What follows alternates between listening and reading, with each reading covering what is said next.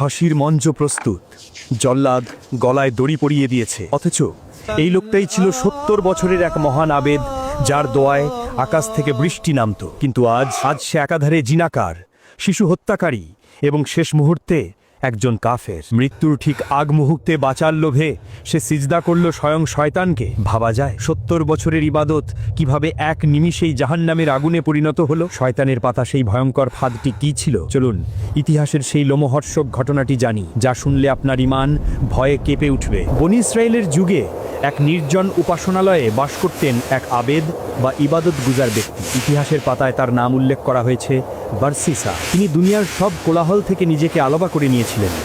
দিনরাত ২৪ ঘন্টা তিনি আল্লাহর জিকির, নামাজ এবং ইবাদতে মগ্ন থাকতেন। শয়তান তাকে পথভ্রষ্ট করার জন্য বারবার চেষ্টা করেছে, কিন্তু বারসিসার ঈমানের দেওয়াল ছিল ইস্পাতের মতো কঠিন। শয়তানের কোনো ধোঁকাই তার কাছে টিকতে পারত না। শয়তানের সর্দার ইবলিস যখন দেখল যে সরাসরি হামলা করে বারসিসাকে হারানো যাচ্ছে না, তখন সেটার কৌশল পরিবর্তন করল। সে বুঝল এই আবেদকে পাপের পথে নামাতে হলে তাকে ধর্মের দোহাই দিয়েই ফাঁদে ফেলতে হবে। শয়তান ডাকল তার এক ধূর্ত চেলাকে। তাকে দায়িত্ব দেওয়া হলো বারসিসার ৭০ বছরের ইবাদত ধ্বংস করা। সেই এলাকায় বাস করত ৩ ভাই। তাদের ছিল একমাত্র এক বোন। মেয়েটি ছিল অপূর্ব সুন্দরী এবং ভাইদের খুব আদরের। হঠাৎ একদিন দেশের বাদশাহ যুদ্ধের ডাক দিলেন, অথবা কোনো প্রয়োজনে ৩ ভাইকে দীর্ঘ সফরে যেতে হলো। কিন্তু সমস্যা বাজল তাদের বোনকে নিয়ে। তারা যুদ্ধে গেলে বোনকে একা রেখে যাবে কার কাছে? কে তাকে দেখাশোনা করবে? কে তার নিরাপত্তা দেবে? ৩ ভাই অনেক চিন্তা করল। শেষে শয়তান তাদের মনে কুমন্ত্রণা দিল, তোমাদের বোনকে যদি নিরাপদ রাখতে চাও, তবে ওই পাহাড়ের চূড়ায় থাকা আবেদ বারসিসার চেয়ে ভালো আর কেউ নেই। তিনি আল্লাহওয়ালা মানুষ, তিনি কখনো কোনো নারীর দিকে চোখ তুলে তাকান না।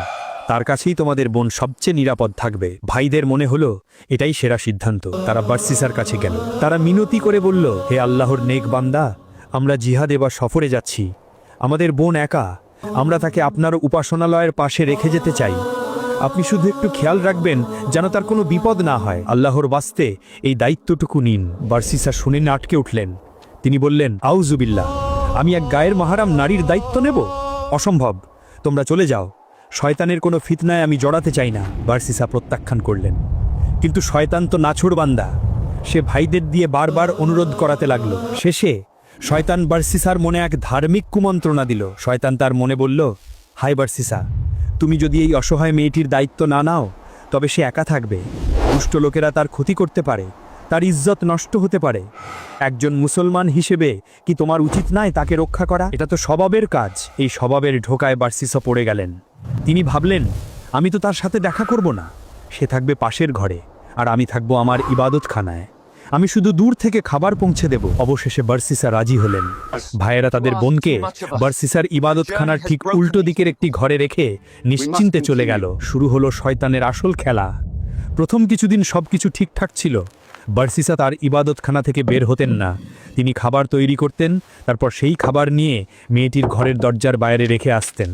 তিনি দরজায় টোকা দিয়ে দ্রুত নিজের ঘরে চলে যেতেন, যাতে মেয়েটির ছায়াও তাকে দেখতে না হয়। কিছুদিন এভাবে চলার পর শয়তান বারসিসার কানে ফিসফিস করে বলল, বারসিসা, তুমি খাবারটা দরজায় রেখে চলে আসছো, কিন্তু মেয়েটি ঘর থেকে বের হয়ে খাবার নিতে আসলে যদি কেউ তাকে দেখে ফেলে, যদি কোনো পরপুরুষ তাকে দেখে ফেলে, তার চেয়ে ভালো হয় না তুমি খাবারটা যদি তার ঘরের ভেতরে রেখে আসো, তাহলে তাকে আর বাইরে বের হতে হবে না। বারসিসা ভাবলেন, কথা তো সত্য, এটা তো আরও বেশি পর্দার কাজ হবে। তিনি তার নিয়ম ভাঙলেন। এখন তিনি খাবার নিয়ে মেয়েটির ঘরের দরজার ভেতরে রেখে দ্রুত চলে আসেন। আরও কিছুদিন গেল, শয়তান আবার এলো। এবার সে বলল, আহা, মেয়েটি একা একা খাচ্ছে, সে হয়তো বিষণ্ণতায় ভুগছে। তুমি তো তার অভিভাবক, তুমি যদি দূর থেকে তাকে একটু সালাম দাও বা একটু জিজ্ঞাসা করো সে কেমন আছে, তবে সে একটু মানসিক শান্তি পাবে। কথা বলা তো আর হারাম না। বারসিসা ভাবলেন, আমি তো তার মুখের দিকে তাকাবো না, শুধু দূর থেকে কুশল বিনিময় করব। শুরু হলো কথাবার্তা। প্রথমে দেওয়ালের আড়াল থেকে, তারপর দরজার আড়াল থেকে। ধীরে ধীরে তাদের মধ্যে সংকোচ কমে এলো। শয়তান বারসিসাকে বোঝালো, তুমি তাকে দ্বীনের কথা শোনাও, তাকে আল্লাহর কথা বলো। এই বাহানায় তাদের কথাবার্তা দীর্ঘ হতে লাগলো। বারসিসা তার অজান্তেই মেয়েটির কণ্ঠস্বরের প্রেমে পড়ে গেলেন। ৭০ বছরের সাধনা এক নারীর কোমল কণ্ঠের কাছে হার মানতে শুরু করল। একদিন শয়তান তার চূড়ান্ত চালটি চালল। বারসিসা খাবার নিয়ে গেলেন। মেয়েটি তখন ঘরের ভেতরে। শয়তান বারসিসার মনের ভেতর এক তীব্র আকাঙ্ক্ষা জাগিয়ে তুলল। বারসিসা ভাবলেন, একবার শুধু একবার যদি তাকে দেখতাম। তিনি তাকালেন। মেয়েটির রূপ তাকে মোহিত করল। যেই চোখ 70 বছর শুধু সিজদার জায়গায় তাকিয়েছিল, সেই চোখ আজ এক বেগানা নারীর দিকে তাকিয়ে রইল। ইমানের নূর তার চেহারা থেকে মুছে যেতে লাগলো। তারপর যা হওয়ার ছিল তাই হলো। শয়তানের প্ররোচনায় এবং নফসের তাড়নায় আবেদ বারসিসা সেই নারীর ঘরে প্রবেশ করলেন। তিনি ভুলে গেলেন তার 70 বছরের ইবাদত, ভুলে গেলেন আল্লাহর ভয়। তিনি লিপ্ত হলেন জঘন্যতম পাপ, জিনা বা ব্যভিচারে। কিন্তু পাপ করেই কি সব শেষ? না, জিনার পর অপেক্ষা করছিল এর চেয়েও ভয়ঙ্কর এক পরিণতি। কিছুদিন পর মেয়েটি বারসিসাকে এক ভয়ঙ্কর সংবাদ দিল। সে জানালো, আমি গর্ভবতী হয়ে পড়েছি। বারসিসার মাথায় আকাশ ভেঙে পড়ল। ভাইরা ফিরে এসে যখন দেখবে তাদের বোন কুমারী হওয়া সত্ত্বেও অন্তঃসত্ত্বা এবং তার দায়িত্বে ছিল বারসিসা, তখন কি হবে? তার সম্মান, তার ইবাদত সব যে ধুলোয় মিশে যাবে। মানুষ তাকে পাথর মেরে হত্যা করবে। ভয়ে বারসিসা কাঁপতে লাগলেন। ঠিক সেই মুহূর্তে শয়তান মানুষের রূপ ধরে অথবা মনের ভেতরে বারসিসার সামনে হাজির হলো। সে বলল, বারসিসা, তুমি তো ফেসে গেছো। এখন বাঁচার একটাই উপায় আছে, একটাই পথ যা তোমাকে এই লজ্জা থেকে বাঁচাতে পারে। বারসিসা অস্থির হয়ে বললেন, বলো, কি সেই পথ? আমি সব করতে রাজি। শয়তান বলল, মেয়েটিকে হত্যা করে ফেলো, তারপর তাকে এবং তার পেটের সন্তানকে পুঁতে ফেলো। ভাইরা ফিরে আসলে বলো সে অসুস্থ হয়ে মারা গেছে। তারা তোমাকে বিশ্বাস করবে, কারণ তুমি একজন আল্লাহওয়ালা লোক। শয়তানের এই ভয়ঙ্কর পরামর্শ বারসিসার মাথায় গেঁথে গেল। তিনি ভাবলেন, যদি মেয়েটি বেঁচে থাকে তাহলে তার সন্তান হবে, তার সন্তান কথা বলবে, সমাজ আমাকে থুতু দেবে, আমার 70 বছরের ইবাদতের সম্মান মাটিতে মিশে যাবে। না, আমাকে আমার সম্মান রক্ষা করতে হবে। হায় আফসোস! বারসিসা তখন মানুষের লজ্জাকে ভয় পেলেন, কিন্তু মহান আল্লাহর আযাবকে ভয় পেলেন না। তিনি ভুলে গেলেন যে আল্লাহ সব দেখছেন। এক গভীর রাতে যখন পৃথিবী ঘুমে আচ্ছন্ন, বারসিসা সেই মেয়েটির ঘরে প্রবেশ করলেন। মেয়েটি হয়তো তখনও জানত না যে তার রক্ষক আজ তার ভক্ষক হতে চলেছে। বারসিসা তার নফসের তাড়না এবং সম্মানের লোভে অন্ধ হয়ে সেই অসহায় নারী, অন্তঃসত্ত্বা নারীকে হত্যা করলেন। তিনি শুধু একজন নারীকে হত্যা করলেন না, বরং তার পেটে থাকা মাসুম শিশুটিকেও হত্যা করলেন। এক পাপে ঢাকতে গিয়ে তিনি লিপ্ত হলেন আরও বড় মহাপাপ, জোড়া খুনে। হত্যার পর বারসিসা দ্রুত সেই ঘরের মেঝের মাটি খুঁড়ল। সেখানেই গর্ত করে মেয়েটির লাশ এবং তার নবজাত শিশুকে পুঁতে ফেলল। মাটিটা উপরটা সমান করে দিল যেন কেউ কিছু বুঝতে না পারে। তার হাত তখনও কাঁপছে, কপালে ঘামের ফোঁটা। তারপর শয়তান তাকে শিখিয়ে দিল পরবর্তী নাটক। বারসিসা ঘরের বাইরে একটি মিথ্যা কবর তৈরি করল। মাটির একটি ঢিবি বানিয়ে তিনি অপেক্ষা করতে লাগলেন 3 ভাইয়ের ফিরে আসার। কিছুদিন পর 3 ভাই যুদ্ধ বা সফর থেকে ফিরে এলো। তারা সোজা দৌড়ে গেল বারসিসার কাছে। তাদের চোখে মুখে বোনের জন্য ব্যাকুলতা। তারা জিজ্ঞাসা করল, হে সাহেব, আমাদের বোন কোথায়? সে কেমন আছে? বারসিসা তখন এক পাকা অভিনেতার মতো অভিনয় শুরু করলেন। তিনি কান্নায় ভেঙে পড়লেন। চোখের জল মুছতে মুছতে বললেন, ইন্না লিল্লাহি ওয়া ইন্না ইলাইহি রাজিউন। তোমাদের বোন তো অনেক আগেই মারা গেছে। সে খুব নেককার ছিল, কিন্তু হঠাৎ অসুস্থ হয়ে সে আল্লাহর ডাকে সাড়া দিয়েছে। আমি তাকে ওখানে ওই কবরে দাফন করেছি। বারসিসা হাত দিয়ে সেই মিথ্যা কবরের ঢিবিটা দেখিয়ে দিলেন। ভাইয়েরা যেহেতু বারসিসাকে অন্ধের মতো বিশ্বাস করত, তাই তাদের মনে বিন্দুমাত্র সন্দেহ হলো না। তারা ভাবল, এত বড় বুজুর্গ মানুষ কি আর মিথ্যা বলবে? তারা কান্নাকাটি করল, বোনের জন্য দোয়া করল। তারপর সেই মিথ্যা কবরের পাশে দাঁড়িয়ে ফাতেহা পাঠ করে ভগ্ন হৃদয়ে নিজেদের বাড়িতে ফিরে এলো। বারসিসা স্বস্তির নিঃশ্বাস ফেললেন। তিনি ভাবলেন, যাক, আমি বেঁচে গেছি, কেউ কিছু জানতে পারেনি, আমার সম্মান রক্ষা পেয়েছে। তিনি আবার তার জায়নামাজে ফিরে গেলেন, আবার নামাজে দাঁড়ালেন। কিন্তু তিনি জানতেন না, যার পরামর্শে তিনি এই কাজ করেছিলেন, সেই শয়তান এখন তার বিরুদ্ধে সবচেয়ে বড় সাক্ষী হতে চলেছে। সেই রাতে 3 ভাই ক্লান্ত হয়ে ঘুমিয়ে পড়ল। গভীর রাতে শয়তান মানুষের রূপ ধরে অথবা স্বপ্নের মাধ্যমে 3 ভাইয়ের কাছে আলাদা আলাদাভাবে এলো।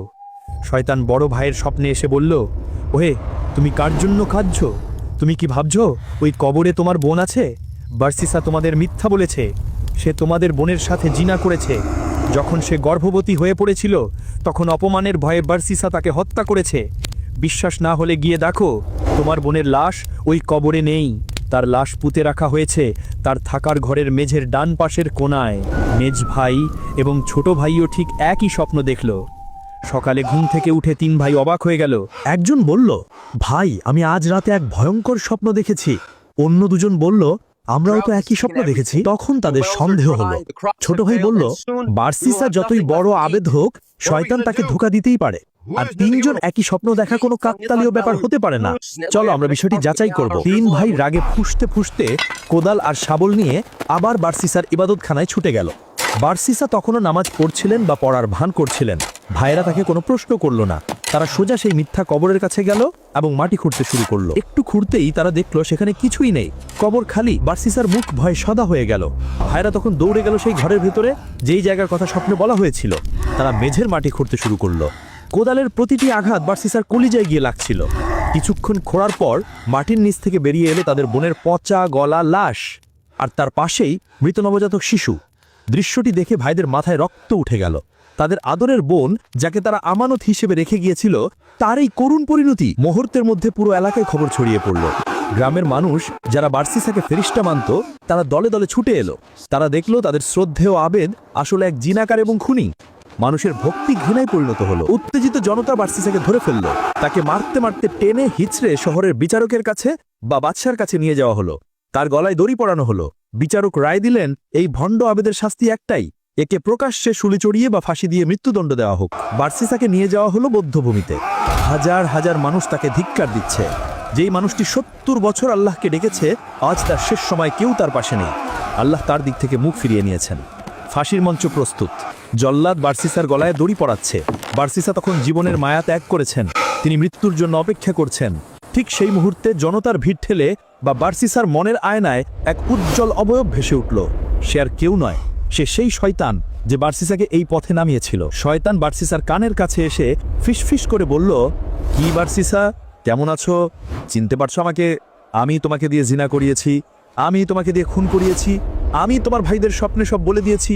আজ তোমার এই অবস্থার জন্য আমিই দায়ী। বার্সিসার রাগে দুঃখে বললেন, তুই তুই আমাকে ধ্বংস করেছিস? শয়তান মুচকি হেসে বলল, হ্যাঁ তা করেছি, কিন্তু শোনো, এখনো সময় আছে। আমি একমাত্র তোমাকে এই ফাঁসির দড়ি থেকে বাঁচাতে পারি। তুমি যদি চাও, আমি এখনই তোমাকে এখান থেকে মুক্ত করে দেব। কেউ তোমাকে দেখতেও পাবে না। মরণাপন্ন বার্সিসা বাঁচার শেষ আশা দেখতে পেলেন। তিনি ব্যাকুল হয়ে বললেন, আমাকে বাঁচাও, দোহাই লাগে আমাকে বাঁচাও, তুমি যা বলবে আমি তাই করব। শয়তান তখন তার চূড়ান্ত বাজিটি ধরল। সে বলল, আমি তোমাকে বাঁচাতে পারি, কিন্তু বিনিময়ে তোমাকে একটা ছোট্ট কাজ করতে হবে।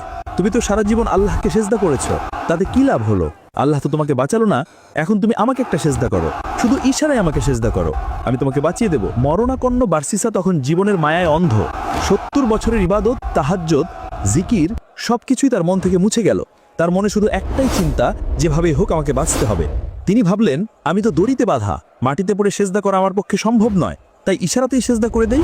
মন থেকে তো আর করছি না, শুধু বাঁচার জন্য করছি, পরে তওবা করে নেব। হায়, বার্সিসা ভুলে গেলেন যে ঈমান চলে যাওয়ার জন্য মন থেকে বিশ্বাস করার দরকার হয় না।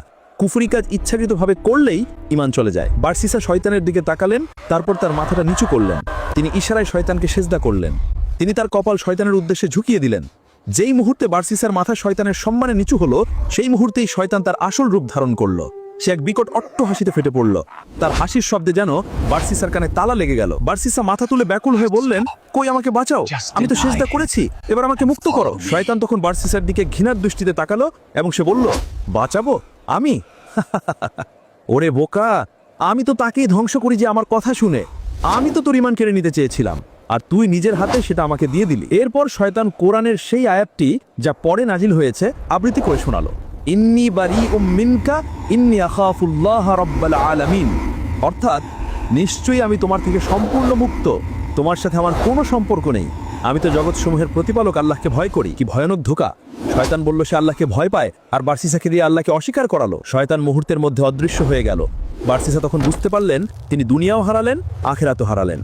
তার ৭০ বছরের ইবাদত এক নিমিষেই ছাই হয়ে গেল। তিনি চিৎকার করতে চাইলেন, তওবা করতে চাইলেন, কিন্তু আল্লাহ তাকে আর সেই সুযোগ দিলেন না। জল্লাদ পায়ের নিচ থেকে পাটাতন সরিয়ে দিল। বার্সিসার দেহ শূন্যে ঝুলে পড়ল। ছটফট করতে করতে একজন কাফের হিসেবে, মুশরিক হিসেবে এবং শয়তানের পূজারী হিসেবে বার্সিসার মৃত্যু হলো। তার রূহ যখন শরীর থেকে বের হলো, তখন তার জন্য জান্নাতের দরজাগুলো বন্ধ করে দেওয়া হলো। জাহান্নামের ফেরেশতারা তাকে গ্রহণ করার জন্য প্রস্তুত হয়ে রইল। আল্লাহ রাব্বুল আলামিন পবিত্র কুরআনের সূরা আল হাশরের ১৬ নম্বর আয়াতে এই ঘটনার দিকে ইঙ্গিত করে বলেছেন, তারা শয়তানের মতো যে মানুষকে বলে কুফরি করো, অতঃপর যখন সে কুফরি করে তখন শয়তান বলে আমি তোমার থেকে মুক্ত, নিশ্চয়ই আমি আল্লাহকে ভয় করি। এর পরের আয়াতেই আল্লাহ বলেছেন, ফলে তাদের উভয়ের বা শয়তান ও বার্সিসার মতো মানুষের পরিণতি হলো জাহান্নাম, যেখানে তারা চিরকাল থাকবে, আর এটাই হলো জালেমদের শাস্তি। বার্সিসার এই করুণ কাহিনী কোনো সাধারণ গল্প নয়, এটি আমাদের জন্য এক জ্বলন্ত সতর্কবার্তা। প্রথমত, নিজের ইবাদত নিয়ে অহংকার করা যাবে না। বার্সিসা 70 বছর ইবাদত করেও শেষ রক্ষা করতে পারেননি, তাই আমরা যেন কখনো না ভাবি যে আমরা অনেক নেককার হয়ে গেছি। সবসময় আল্লাহর কাছে খাতেমা বিল খয়ের বা ইমানের সাথে মৃত্যুর দোয়া করতে হবে। দ্বিতীয়ত, শয়তানের পদাঙ্ক বা স্টেপস অফ শয়তান বার্সিসাকে প্রথমেই জিনা করতে বলেনি। সে শুরু করেছিল নেক কাজ দিয়ে, অসহায় মেয়েকে সাহায্য করা, তারপর খাবার দেওয়া, তারপর কথা বলা, তারপর দেখা করা। এভাবেই ধাপে ধাপে সে মানুষকে হারাম কাজের দিকে নিয়ে যায়। তাই গুনাহের শুরুতেই নিজেকে আটকাতে হবে।